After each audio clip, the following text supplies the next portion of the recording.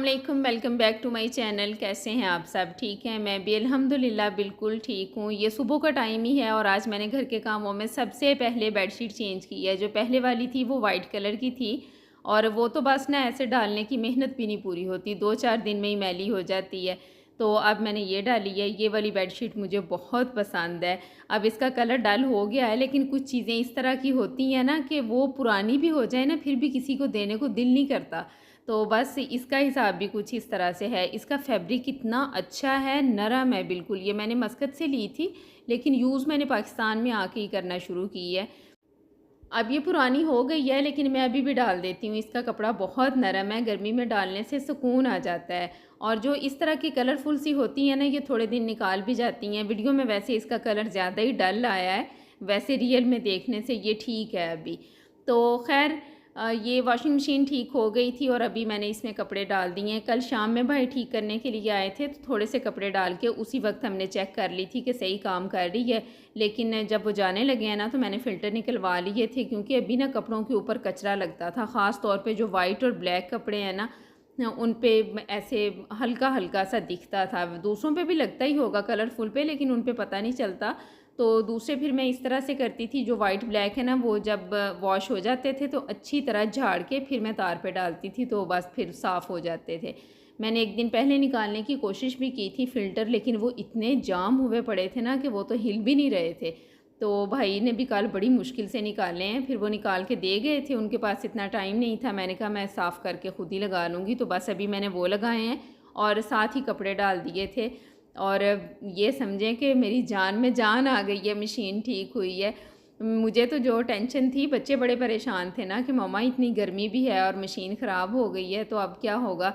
तो खैर ये 3-4 दिन हमने हाथ से ही कपड़े धो लिए थे, तो इतने जमा नहीं हुए थे।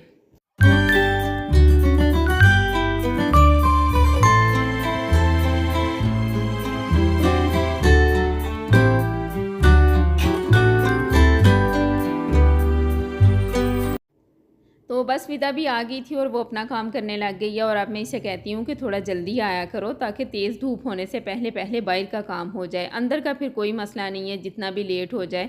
सर्दियों में इस तरह था कि मैं पहले अंदर का काम करवाती थी और जब अच्छे से धूप निकल आती थी फिर ये बाहर जाती थी। और अब पहले बाहर का करवाना पड़ता है और बाद में फिर ये अंदर आती है। और आप सुनाएं कि आपके शहरों में गर्मी की क्या सूरत हाल है, अपना ज़रा हाल अहवाल दें मुझे। हमारे यहाँ पे तो इतनी गर्मी है, आज तकरीबन 5-6 दिन हो गए हैं और दिन निकलते ही धूप इतनी सख्त और तेज़ होती है ना 9-10 बजे, कि इंसान ना काम के लिए भी बाहर जाता हुआ सोचता है कि जाए या ना जाए। और हमारे वैसे भी पंजाब की ना इस वाली साइड पे बहुत गर्मी होती है। ये वो रेतला इलाका जिसे कहते हैं ना, वो है। और मिट्टी ऐसी तपती है ना कि बस जला के रख देती है। अभी 5-6 दिन हो गए हैं ज़्यादा गर्मी को, और बारिश वगैरह भी नहीं हुई, वैसे बताया तो था। तो है भी कुछ इस तरह के से कि वेदर में जब भी बताते हैं ना कि बारिशें होनी है पंजाब में, हमारे यहाँ पे कम ही होती है। कभी है थोड़ी बहुत हो जाए, वरना तो नहीं होती। और आज अंदर की सफाई का काम मैंने विदा के आने से पहले ही कर लिया था। उसने आके फिर मॉप किया है। बाहर का काम मैंने अभी शुरू किया था, थोड़ा सा ही किया था जब वो आई है, क्योंकि आज थोड़ा लेट आई है, कहीं और चली गई थी। तो बस उसके बाद मैंने फिर किचन काउंटर साफ़ किए हैं और साथ ही बर्तन धो लिए थे। बर्तन अब कम ही होते हैं, जो शाम के होते हैं वो शाम में ही मैं धो लेती हूँ, सुबह वाले बस थोड़े से होते हैं। और घर के काम की रूटीन इस तरह से है कि मैंने कुछ फ़िक्स नहीं किया हुआ कि पहले किचन करना है बाद में सफाई करनी है। बस जिस तरह मुझे आसान लगता है ना हर रोज़, मैं वैसे कर लेती हूँ। कभी तो इस तरह से होता है कि बच्चे भी नाश्ता कर रहे होते हैं, मैं फ़्री होती हूँ, तो मैं साथ में ही किचन काउंटर सारे क्लीन करके और बर्तन वॉश कर लेती हूँ। सफाई का काम फिर बाद में करती हूँ। लेकिन आज मैंने सारी सफाई पहले कर ली थी, बर्तन इकट्ठे करके रख दिए थे, वो मैंने फिर बाद में धोए हैं। तो बस विदा ने जब सफाई किया तो उसके बाद फिर पौधों को पानी देने के लिए पाइप लगा दिया था, क्योंकि कल पानी नहीं दिया था तो इतने सूखे लग रहे थे ना कि जैसे पता नहीं कितने दिन हो गए हैं पानी दिए हुए। तो आज फिर जैसे ही सफाई का काम पूरा हुआ है ना, तो फिर हमने पाइप लगा के रख दिया था और बस ये फिर भरते रहे हैं और विदा अंदर आ गई थी।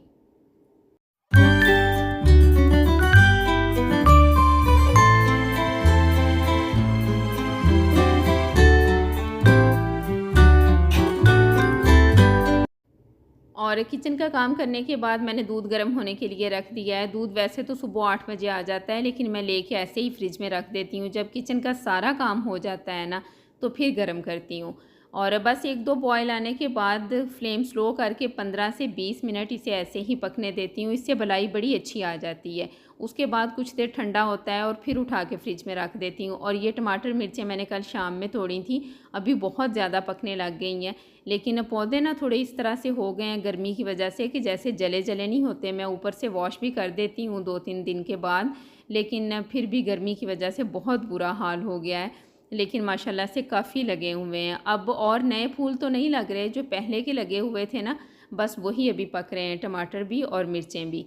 तो बस साथ ही मैंने नाश्ता बनाना शुरू कर दिया था। मैंने तो सुबह ही कर लिया था बच्चों के जाने के बाद, लेकिन बेटे के भी एग्ज़ाम हो रहे हैं ना, तो वो लेट नाइट तक पढ़ता रहता है, सुबह फिर थोड़ा लेट ही उठता है। तो अभी उसके लिए और विदा के लिए नाश्ता बन रहा था। विदा जब आ जाती है तो मैं उससे भी पूछ लेती हूँ, उसने अगर तो उसी टाइम करना हो फिर मैं बना देती हूँ, नहीं तो फिर वो अक्सर दोपहर में खाती है, तब बच्चों के लिए दोबारा से जब खाना बनता है तो फिर साथ ही उसके लिए भी बना लेती हूँ। और गर्मी के मौसम में किचन में काम करना बहुत मुश्किल है, ख़ास तौर पे अगर साथ में वीडियो भी बनानी है ना, फिर तो हालत ख़राब हो जाती है। क्योंकि हर काम का एक छोटा सा क्लिप बनाना होता है, उसके लिए बार बार वीडियो को चलाना और बंद करना पड़ता है काम छोड़ के, उससे काम बहुत बढ़ जाता है। और अगर वीडियो को मुसलसल चलने दें फिर वो इतनी लंबी हो जाती है कि जो व्लॉग 4 से 5 घंटे में एडिट होता है ना, वो फिर कम अज़ कम कोई 6 से 7 घंटे में जाके एडिट होगा, फिर उस तरफ टाइम बहुत लग जाता है। तो बस हर टाइम ना माइंड में यही चीज़ चल रही होती है कि ये शॉट ले लिया है, इससे अगला अब कौन सा लेना है। तो बस ऐसे ना उतना ध्यान काम की तरफ होता है, उतना फ़ोन की तरफ होता है। तो जो लोग कहते हैं ना कि यूट्यूब पे काम करना आसान है, ये बिल्कुल आसान नहीं है। आप जितने भी एक्टिव हो ना, ये बहुत थका देने वाला काम है। यहाँ तक कि आपको इसकी आदत हो जाए फिर ये आसान लगता है, और उसमें बहुत टाइम लग जाता है। तो आज मैंने हुड के फ़िल्टर भी साफ़ करने हैं। इनकी हालत आपने देखी है, बहुत ग्रीसी हुए पड़े हैं। तो नाश्ता बनाने के साथ ही मैंने पानी गर्म होने के लिए रख दिया था। इसमें मैंने 1 चम्मच सर्फ़ डाला है। अगर आपके पास बर्तन वाला लिक्विड है ना, तो आप वो भी डाल सकते हैं। और 1 से 1.5 चम्मच बेकिंग सोडा का डाला है। जब पानी अच्छी तरह गर्म हो गया है तो उसमें 3 से 4 चम्मच विनीगर के डाल के अच्छी तरह मिक्स करके उसके साथ मैंने ये धोए हैं। वैसे तो आप पानी गर्म करके और सर्फ़ वगैरह कोई भी डाल लें तो उसके साथ भी साफ़ हो जाते हैं, लेकिन टाइम काफ़ी ज़्यादा लगता है। इससे बड़ी आसानी से साफ़ हो जाते हैं। और मेरे पास जो ब्रश मैंने आपको दिखाया है ना, वो भी बड़ा अच्छा काम करता है। वो थोड़ा हार्ड होता है, तो उसके साथ भी इसकी जालियाँ बड़े अच्छे से साफ़ हो जाती हैं। तो बस मैंने ये काम पीछे बैठ के करना था, जो छोटा सा वॉशिंग एरिया बना हुआ है ना वहाँ पे। तो साथ में मैंने 2-4 चीज़ें और भी ले ली थी कि चले बैठना तो है, तो ये सारा काम हो जाएगा। ये लहसुन प्याज वाली बास्केट है, और उसके अलावा सारे रूम्स की डस्टबिन भी मैंने खाली कर ली थी कि वो भी साथ ही वॉश हो जाएंगी।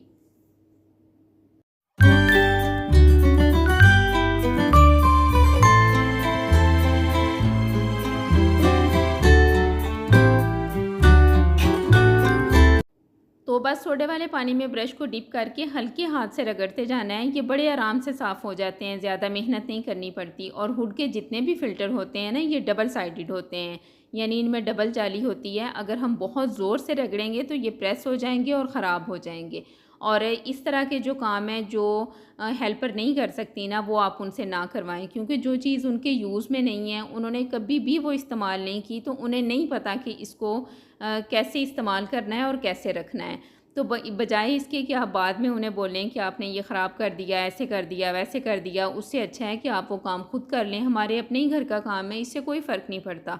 और कुछ दिन पहले एक बड़ी फ़ेमस ब्लॉगर है, मैंने उनसे भी ये बात सुनी कि वो कहती कि मुझे लगता है कि जो चीज़ ख़राब हो जाएगी वो मैं अपनी हेल्पर को नहीं देती, मैं वो ख़ुद यूज़ करती हूँ और वो काम मैं ख़ुद कर लेती हूँ। तो मुझे सुन के इतना अच्छा लग रहा था। मेरी शुरू से यही आदत है कि जो काम मुझे लगता है कि ये हेल्पर नहीं कर सकती, वो मैं उससे नहीं करवाती। और आपके घर की चीज़ें बहुत देर तक चलने में और अच्छी कंडीशन में रहने की एक बहुत बड़ी वजह ये होती है कि आप टोटली हेल्पर पे डिपेंड नहीं करते। आप अपने घर में ख़ुद इंटरेस्ट ले रहे हैं, अपने काम खुद कर रहे हैं, तो इसलिए आपकी चीज़ें भी देर तक चलती हैं।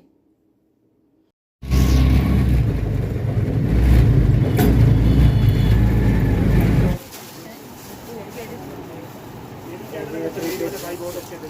100 रुपये में कैसे लेके गए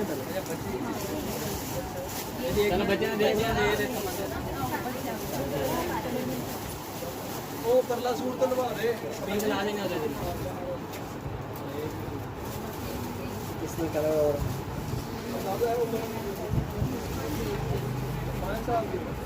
और अभी ये दोपहर के बाद का टाइम है। यहाँ पे मैं और बेटी मार्केट आ गए थे उसका ईद का ड्रेस लेने के लिए। आज हमने लिया तो नहीं है, बस ऐसे ही थोड़ी बहुत शॉपिंग की है और फिर आके घर वापस आ गए थे। सबसे पहले इस शॉप पे आए हैं। ये चौक आज़म की बड़ी फ़ेमस शॉप है। जो यहाँ पे रहने वाले हैं ना वो तो पहचान गए होंगे। बच्चों के लिए, बड़ों के लिए कुछ भी लेना होना तो सबसे पहले हम यहाँ पे जाते हैं। यहाँ से ना मिले तो फिर कहीं और जाते हैं। और बहुत अरसा से हम यहाँ पे आ रहे हैं। बड़ी वैरायटी होती है इनके पास, ख़ास तौर पे लेडीज़ की। अगर हम किसी भी फंक्शन पे जाते हैं ना तो वहाँ पे सबसे ज़्यादा इसी शॉप के कपड़े लोगों ने पहने हुए होते हैं। तो बस हमने भी पहले यहाँ से देखा है, लेकिन कुछ पसंद नहीं आया था। कपड़े तो अच्छे थे, लेकिन अभी पिछली ईद को तकरीबन कोई 2-2.5 माह ही हुए हैं ना, तो वही वाली सारी चीज़ें थी। लॉन्ग फ्रॉक है, शॉर्ट शर्ट के साथ शरारा वगैरह है, इस तरह सारा कुछ था। तो बेटी को अभी ये नहीं चाहिए था, तो वो फिर कह रही थी कि आप मुझे कपड़ा लेके तो वो स्टिच करवा दें। तो बस ऐसे ही हम फिर पहले आ गए थे कि चलें स्टिच हुआ देख लेते हैं, अगर वो पसंद आ गया तो ले लेंगे, वरना तो फिर दूसरा ही लेंगे। तो बस आज फिर हमें कोई कपड़ा भी पसंद नहीं आया था, तो हम ऐसे ही घंटे डेढ़ में वापस आ गए थे। और ये है सेल वाली शॉप। जब भी हम मार्केट का चक्कर लगाते हैं ना तो यहाँ पे भी ज़रूर आ जाते हैं कि कुछ ना कुछ नया आया होता है तो बस ले लेते हैं। बच्चे अपने लिए कुछ ले लेते हैं। और ख़ास तौर पे अगर छोटी बेटी और बेटा साथ होना, फिर यहाँ पे आना बहुत ज़रूरी है। वैसे वो वापस नहीं जाते, वो अपने खेलने के लिए कुछ ना कुछ यहाँ से ले लेते हैं। और कभी कभार प्लास्टिक में बहुत अच्छी चीज़ें यहाँ पे आई होती हैं। ये जब से बनी है ना, इस पे इतना रश होता है जब भी जाएं। और वैरायटी भी काफ़ी है इनके पास, काफ़ी बड़ी है। ये जो मेन मार्केट है ना चौक आज़म की, उससे थोड़ी सी हट के है। तो काफ़ी खुली शॉप इन्होंने ली हुई है और बहुत रश होता है यहाँ पे। और बस इसके बाद हमने फ़्रूट लिया और घर वापस आ गई थी। और आज मैंने खाना भी शाम में ही बनाना था। पहले अक्सर ऐसे होता है कि जिस दिन मैंने मार्केट जाना हो तो खाना बना के ही जाती हूँ, लेकिन आज दोपहर के लिए था तो मैंने नहीं बनाया। सोचा कि चलें शाम में बना लूँगी, लेकिन मार्केट का तो एक चक्कर लग जाए तो बस ऐसे थकावट हो जाती है ना कि घर आके हिलने को भी दिल नहीं करता। लेकिन बस खाना बनाए बगैर तो फिर गुजारा नहीं है ना, वो काम तो करना ही है। और पीच आजकल बहुत अच्छे आए हुए हैं। ये वाले जो मैं लेके आई थी ना, ये बहुत मज़े के थे, खट्टे मीठे, बच्चों ने बड़े शौक़ से खाए हैं। कुछ दिन पहले भी मैंने मंगवाए थे, लेकिन वो सही नहीं थे। तब अभी नए नए आए थे और वो इस तरह से थे कि जैसे कोई मेडिसिन वगैरह लगा के पकाए हुए हैं ना।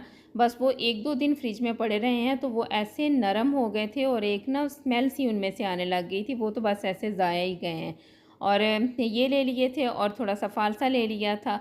ये तो वैसे खट्टा है और ये रहता भी खट्टा ही है, तो खाने के लिए तो मैंने नहीं लिया था। बस ये ऐसे जूस बनाने के लिए था। बच्चे जब दोपहर में गर्मी में आते हैं ना तो तब मैं उन्हें बना देती हूँ, तो ये भी वो शौक़ से पी लेते हैं। तो बस घर आके फिर खाने का काम शुरू हो गया था और कुछ नहीं समझ आ रहा था, तो मैंने चिकन और वेजिटेबल मिक्स वाले जो राइस होते हैं ना वो बना लिए थे। बड़े मज़े के बन गए थे। रेसिपी वगैरह तो मैंने रिकॉर्ड नहीं की, तो बस ऐसे ही जो शाम में थोड़ी सी रूटीन थी ना वो मैंने आपको दिखा दी है। तो बस इसके बाद बच्चों को खाना दिया, किचन समेटा, कपड़े जो दिन में धोए हुए थे वो अपनी अपनी जगह पे रखें, बच्चों का स्कूल का काम थोड़ा बहुत चेक किया, यही जो शाम में करने वाले सारे काम होते हैं वो किए। तो बस यहीं तक था मेरा आज का व्लॉग। आई होप कि आपको अच्छा लगा होगा। अच्छा लगे तो लाइक ज़रूर करें, और अगर आप पहली बार मेरा चैनल देख रहे हैं तो प्लीज़ सब्सक्राइब भी कर दें, बेल आइकन प्रेस कर दें ताकि मेरे आने वाले व्लॉग्स आप देख सकें। आपसे मुलाकात होगी नेक्स्ट व्लॉग में। अपना बहुत ख्याल रखें। अल्लाह हाफिज़।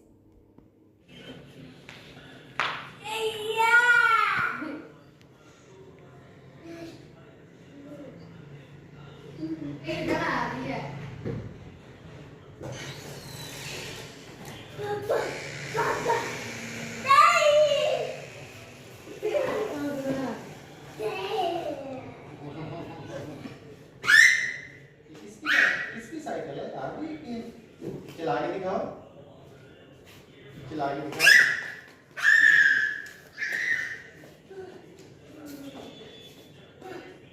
चलो चले।